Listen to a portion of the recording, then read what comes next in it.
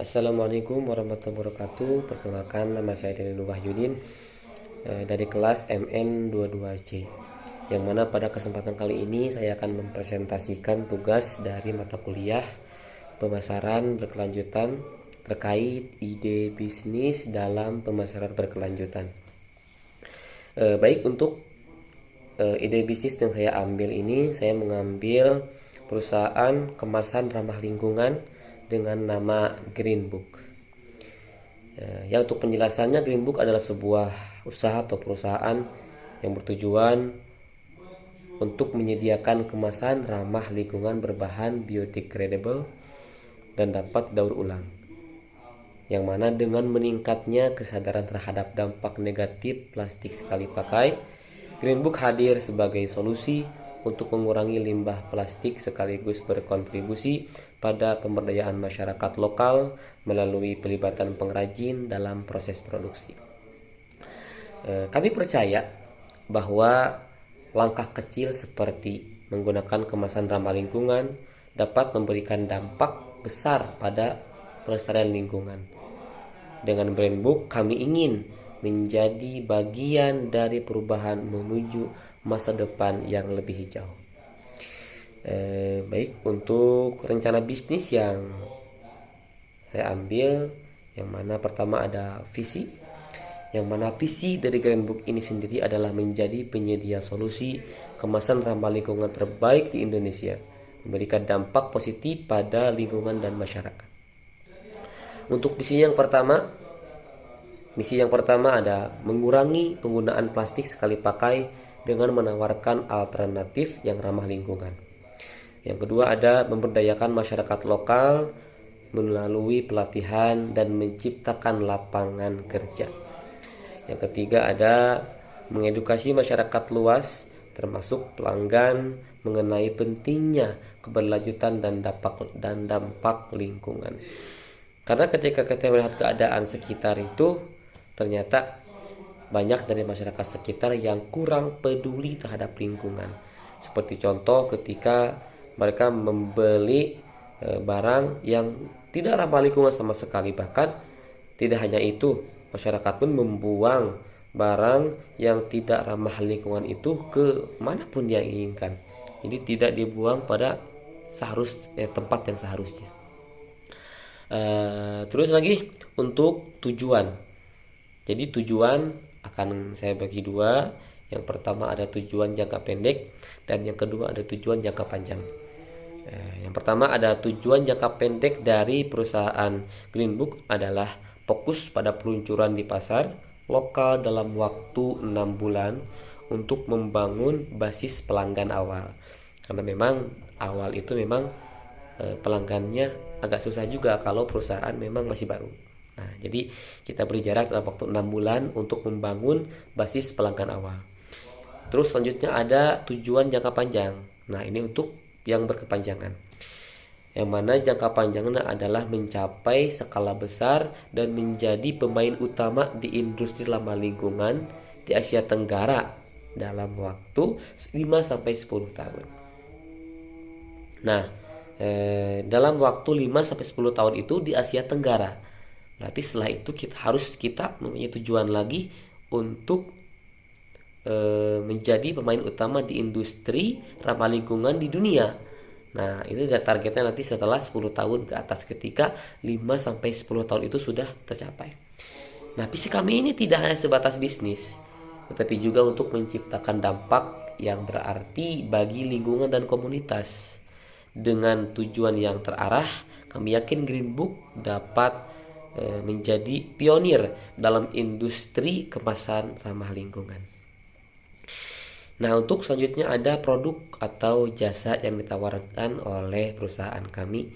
Yang pertama ada produk utama dari perusahaan kami adalah kemasan ramah lingkungan seperti kotak makanan, tas belanja, dan kemasan produk berbahan alami dari daun pisang, bambu, atau kertas daur ulang. Selanjutnya ada jasa tambahan. Di samping produk utama yang tadi, kami juga memiliki jasa tambahan Yang pertama itu layanan konsultasi desain kemasan khusus untuk bisnis lokal yang ingin menyesuaikan kemasannya agar lebih ramah lingkungan.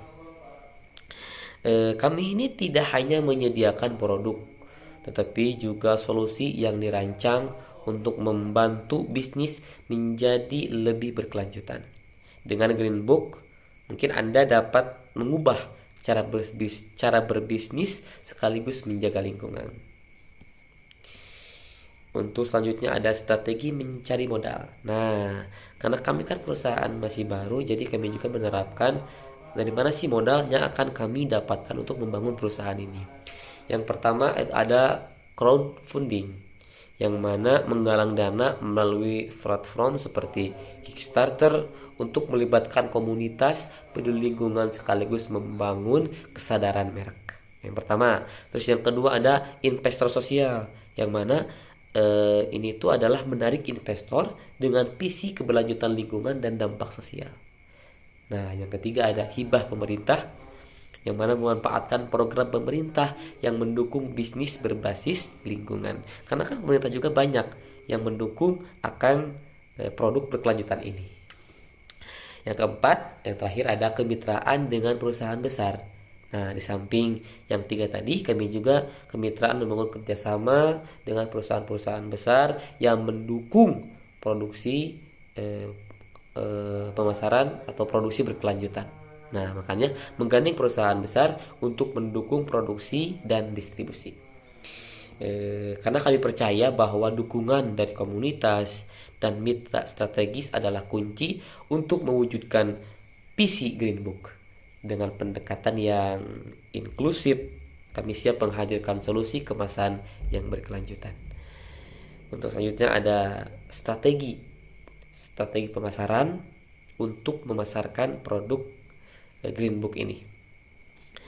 Yang pertama ada digital marketing, yang mana menggunakan media sosial seperti Instagram dan TikTok untuk berbagi konten menarik tentang produk dan edukasi lingkungan.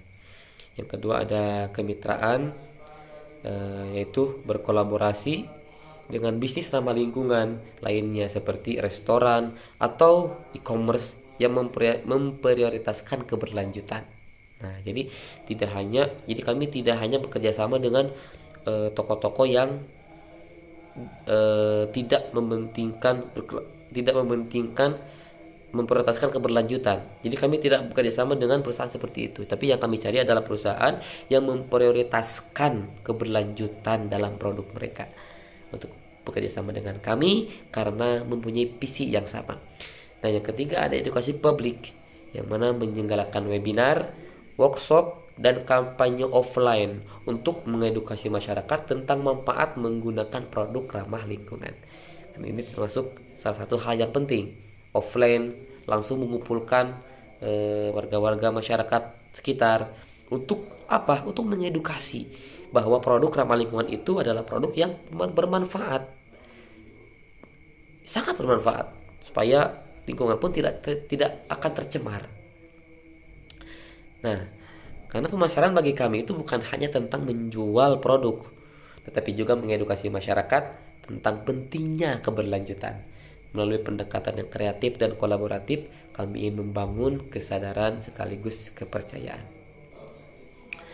Untuk selanjutnya ada target pasar, yang mana target pasar kami yang pertama itu segmentasi pasar. Kami bagi beberapa poin. Yang pertama ada bisnis makanan dan minuman F&B yang membutuhkan kemasan sekali pakai. Yang kedua ada bisnis e-commerce yang ingin mengurangi dampak lingkungan dari pengemasan produk. Yang ketiga ada konsumen individu dengan gaya hidup ramah lingkungan. Itu dari sisi segmentasi pasar. Untuk target yang kedua itu demografi. Demografi itu dilihat dari pertama itu usia. Target pasar kami itu usianya dari 20 sampai 45 tahun. Terus yang kedua itu wilayah perkotaan dengan kesadaran tinggi terhadap isu lingkungan. Karena memang perkotaan kan ya bisa kita sebutkan gampang tercemar. Apalagi ketika di kota kita memproduksi barang, satu perusahaan memproduksi barang yang tidak ramah lingkungan, itu akan tercemar. Bahkan di kota-kota sebagian pun banyak terjadi banjir karena hal-hal seperti itu. Nah, karena itu wilayah kota itu akan menjadi target kami untuk memasarkan produk berkelanjutan ini. Nah, yang ketiga itu adalah konsumen yang bersedia membayar lebih untuk produk ramah lingkungan. Karena sebagaimana yang kita tahu, kalau produk yang ramah lingkungan itu memang harganya agak tinggi, tapi manfaat yang didapat pun juga besar. Ya, kami menyasar individu dan bisnis yang ingin menjadi bagian dari solusi lingkungan target pasar. Yang mana target pasar kami adalah mereka yang memahami bahwa setiap keputusan sekecil apapun itu dapat membantu menyelamatkan lingkungan sekitar kita. Nah, itu untuk pemasaran. Sekarang ada timeline pelaksanaan atau waktu yang sudah kami tentukan kapan dimulai timeline target pemasaran produk kami. Yang pertama ada bulan 1 sampai ke 2 itu melakukan penelitian pasar untuk memahami kebutuhan dan preferensi pelanggan serta mengembangkan prototipe produk. Selanjutnya dari bulan 3 sampai ke 4 kami mengembangkan produk secara massal dan melakukan uji coba pada pelanggan awal. Selanjutnya ada bulan ke-5 sampai ke 6 kami meluncurkan produk ke pasar lokal dengan promosi intensif melalui media sosial dan kemitraan dengan bisnis lokal. Untuk selanjutnya dari bulan ke-7 sampai ke-12 yaitu memperluas pasar ke skala nasional dengan strategi pemasaran yang lebih besar dan memperkuat jaringan distribusi. Kami telah merancang langkah-langkah yang terstruktur untuk memastikan pelaksanaan proyek ini berjalan dengan lancar. Dengan timeline yang jelas, kami optimis dapat mencapai target dalam waktu yang ditentukan. Baik, ini penutup dari kami, yang mana kami perusahaan Greenbook hadir sebagai solusi untuk mengurangi limbah plastik sekaligus memberdayakan masyarakat lokal.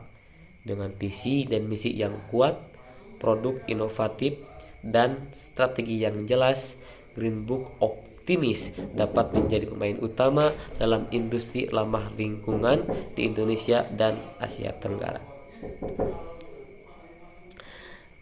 Mari bersama-sama mewujudkan lingkungan yang lebih bersih dan masa depan yang lebih hijau dengan Greenbook.